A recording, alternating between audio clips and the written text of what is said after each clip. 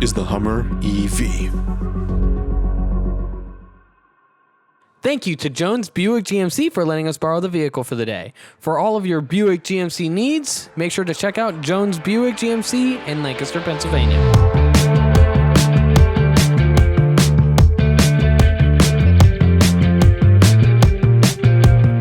So this is a truck made to rival the Cybertruck that does a 0 to 60 in 3.2 seconds, the same as a Tesla Model S. 359 miles of range, 1,000 horsepower, 11,500 pound-feet of torque from 3 motors, 2 in the back and 1 in the front.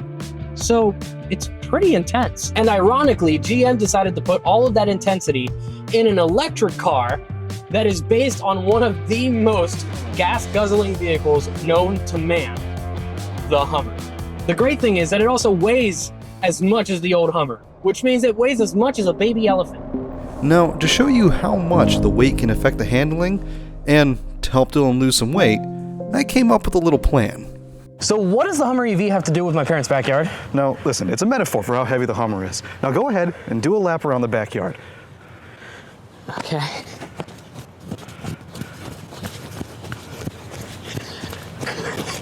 See how easy that is? I'm out of shape. It's not easy. Can I have some water? No, doesn't matter. Now, do that same thing with this. Oh my God.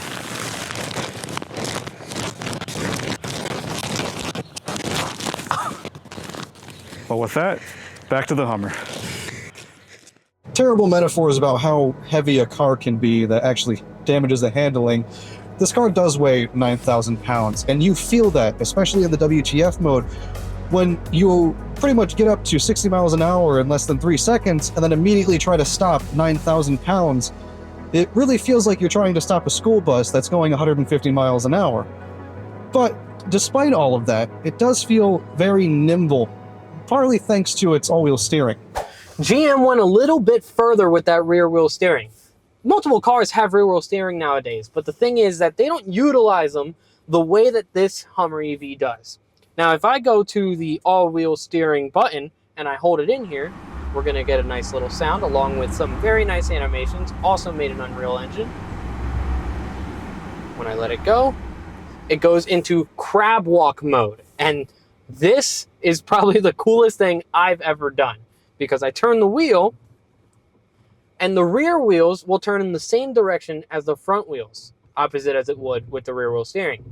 And then once I set off, the car starts going into a sort of shift mode where it goes from side to side.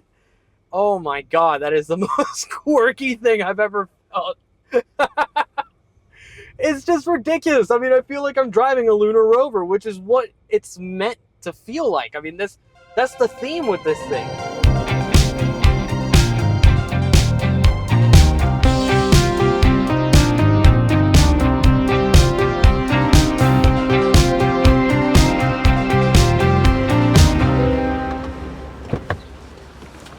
Please tell me you love this car just as much as I do.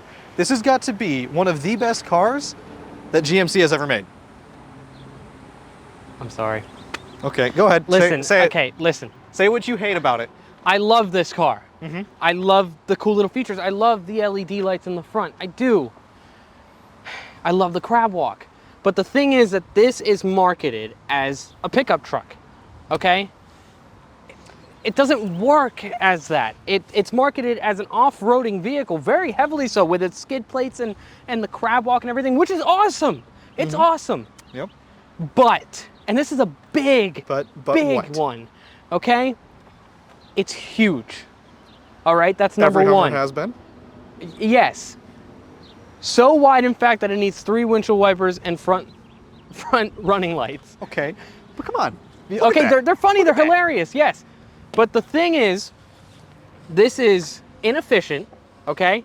It is a bigger battery by quite a significant amount than almost every single EV on the US market. So much so that it's a bigger battery than the Rivian R1T and has almost the same range. That's how inefficient it was. In the spirit of the Hummer.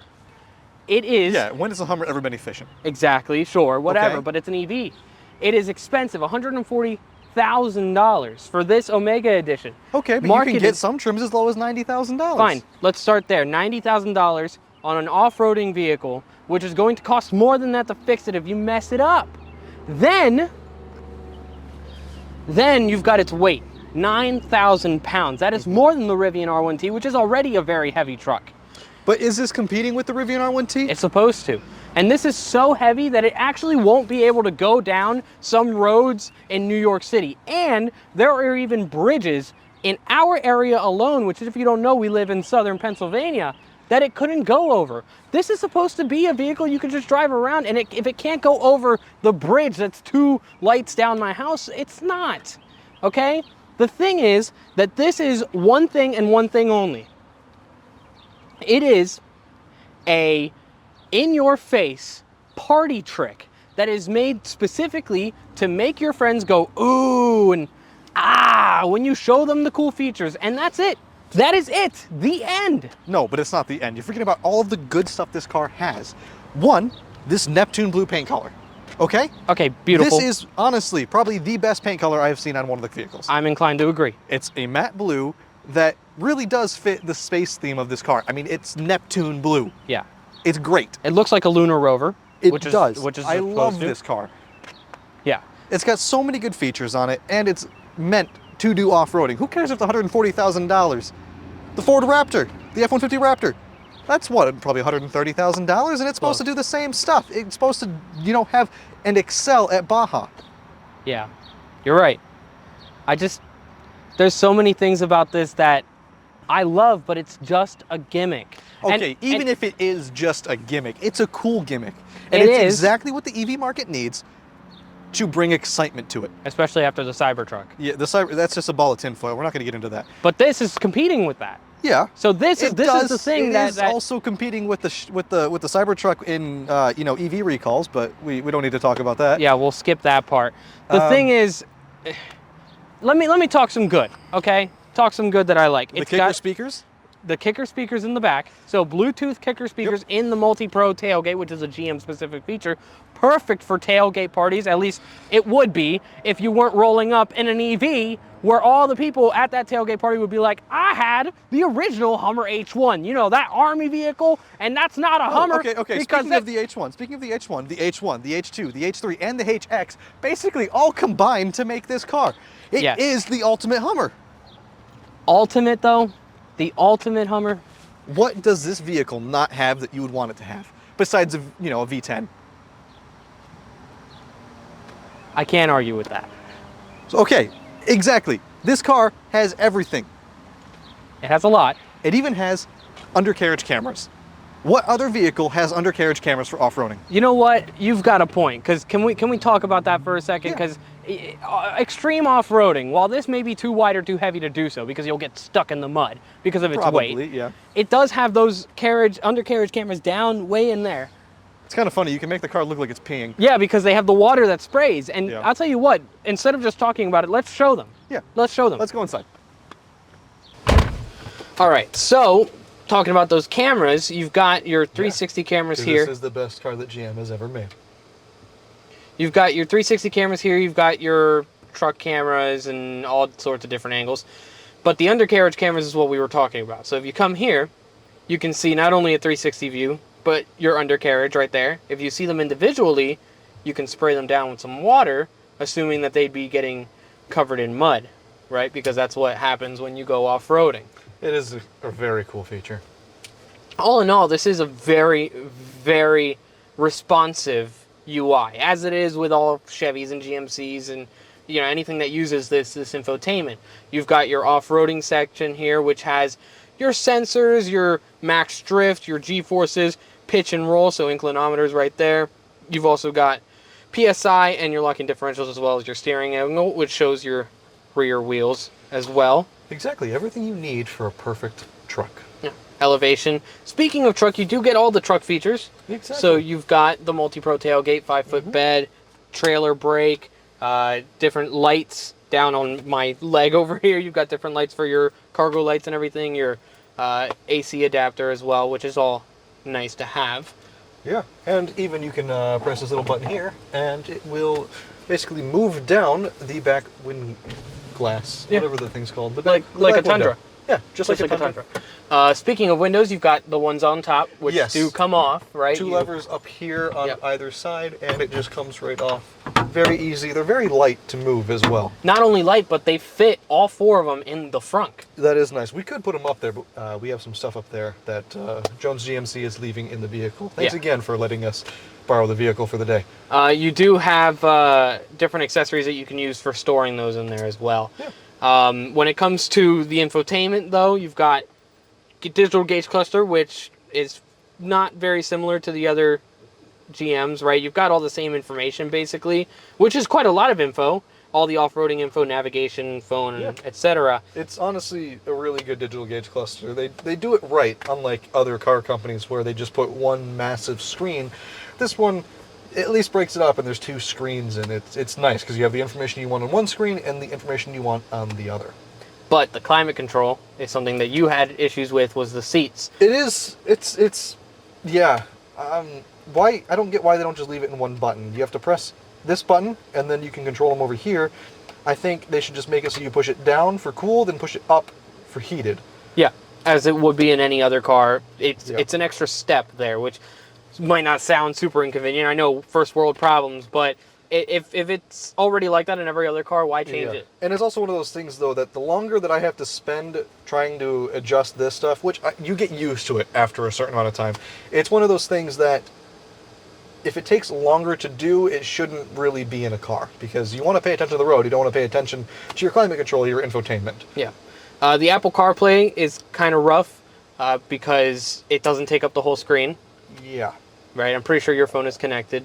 it might be. I guess not. It might have removed it. No, maybe. But it doesn't take up the whole screen. It just takes up this rectangle here, leaves all the stuff on either side. Yeah. That's, if you want... It feels more so like an afterthought. It is an than afterthought. a forethought. Yeah, because exactly. GMC is trying to make their own infotainment system, and while the infotainment system in this car is cool, it's very lunar-esque or space-themed, as is most of this car. But let's be honest, nobody does as good of an implementation as Android Auto and Apple CarPlay. That should be the default in the car. End of story. Yeah. Speaking of the lunar theme, I mean, you've got that obviously in the screens. Yeah. You've also got it on the speaker grills, on the floor mats and everything, and then in all of your animations here for your different drive modes. The drive modes that they animated inside of Unreal Engine are the coolest thing of this car. It's Yeah. such a small thing, and it's towing, cool. it's towing a rocket. Yeah, you put it in tow mode, towing a rocket. You go over onto, oh god, what'd I do? You go to normal. You're just driving on the moon. Your own mode. It's a Space runway. station. That's a space station. Space station. It's got drones. Flying around, putting things on the car. Stop doing that. I want to watch the animation. Off-road, you're on Mars. At least I think that's Mars. It looks like guessing. Terrain, Pluto, maybe. I don't know. But it's Regardless, I mean, it looks awesome. it is awesome. You can adjust. What's this? That's for your one-pedal driving, which Ah. actually, let me talk about that for a sec. So one-pedal driving does also include regenerative braking, which you can turn on and off here. Regenerative braking, something that if you know about EVs, you're pretty familiar with. You know what that is. So you let go of the accelerator, and it starts braking. You don't even need to hit the brakes. Because of that, most EVs will have brake pads that last their entire lifetime. I mean, who's going to argue with that? That's awesome. Still recommend replacing them. They can get rusted and corroded. Like, you should replace them within the set amount of time. You do also have its self-driving... Giant bug. Oh my god. You do also have its self-driving capabilities, which has this little, if you see it on this camera over here, it's got this right here, turns green and different colors to show you your status of it. If you're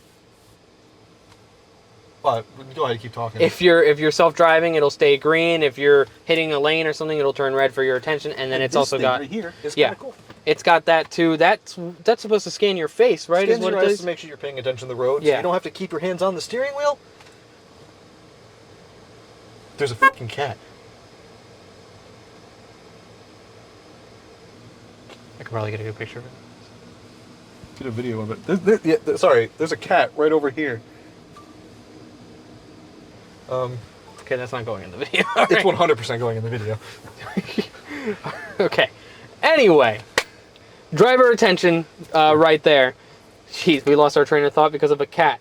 Anyway, talking about this, driver attention. It scans your eyes to make sure you're driving and looking at the road, paying attention. But what were you saying about the steering wheel? What I was saying is that you actually don't have to have your hands on the steering wheel Uh-huh. because of this. It scans your eyes to make sure you're still paying attention to the road, so you don't need to have your hands on that wheel.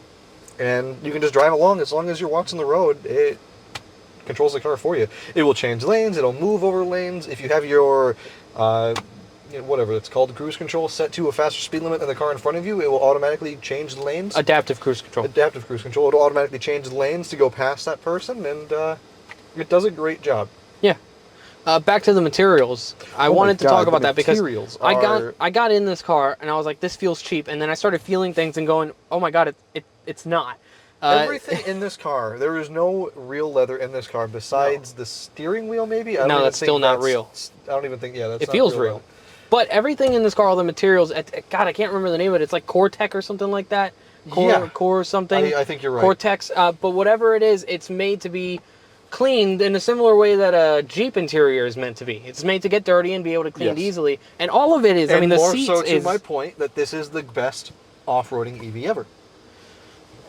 You can say what you want. I know it's $140,000. You go over a rock the wrong way, your battery pack is gone. Yes. But if you were to jump out into a puddle of mud to get your car unstuck, I have no faith, or I have basically every feeling in my body tells me that you can make this white again. Yes. Yes, I agree. Even though it's starting to fade a little here, and it's new. But it's not really fading. I just think that it's also never been washed. the nice thing is that it all feels good, right? You think you're getting a new car and the salesman tells you it's not leather.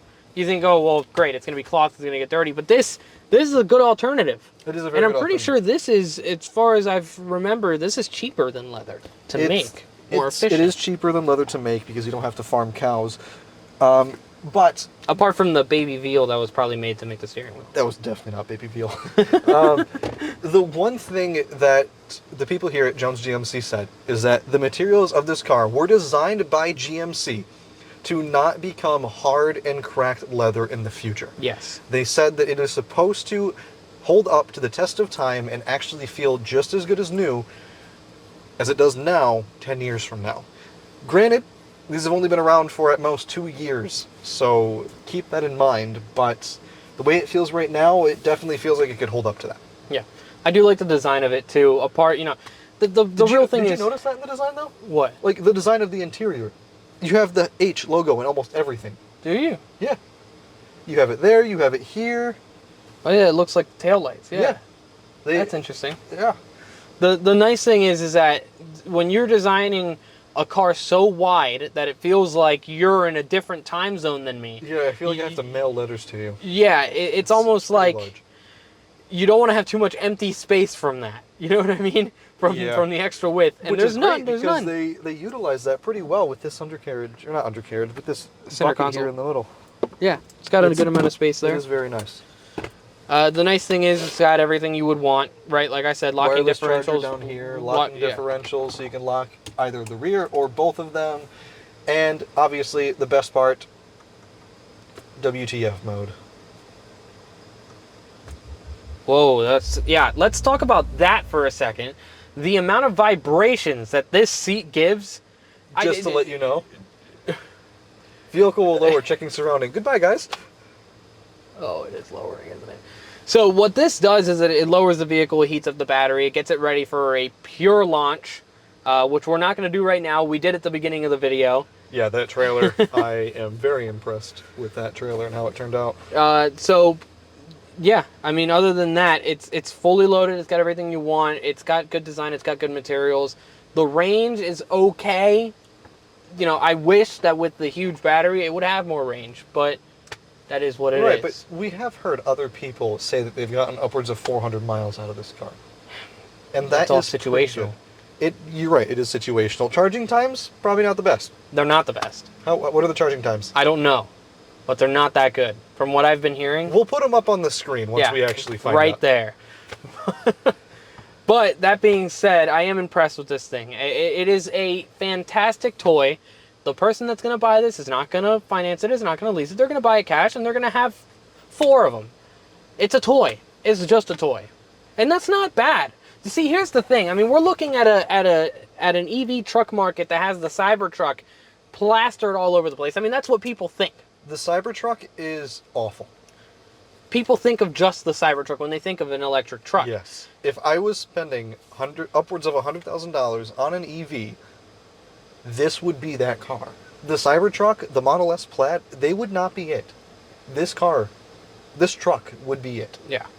I do like the SUV version of it, though. Looks very good. We'll put some B-roll of what that looks like. There's some back in the dealership we can get a shot of. Yeah. But it looks very good. Don't get me wrong, then you don't have a bed and everything. But yeah, but to be fair, it's only a 5-foot bed, so realistically, you're not gaining much. That's true. As a truck. Yeah. It really is just a place to put things and not worry about marring up your interior. But to be fair, though, this is a $140,000 truck, so most of the pavement princesses out there aren't going to want to scratch their bed anyways. To put an end to it, though, it's a $140,000 toy. It's a toy. That's what's really grabbing me, is that that's all this is. It's a gimmick. And that's, like you said outside, it's not a bad thing. It's not a bad thing to be a gimmick. It's not a bad thing to be a gimmick. But it's not going to go down in history as the best EV truck ever, because it's a showcase of all the ridiculous features that an EV can have. Plain and simple. Yeah, it is. So there you have it. The Hummer EV, and especially the Omega Edition, is nothing more than a fast, nimble toy that just goes to show what EVs can really do, even though they're in an awkward state of the market. Thank you for watching, and make sure you subscribe to see all of our other future videos.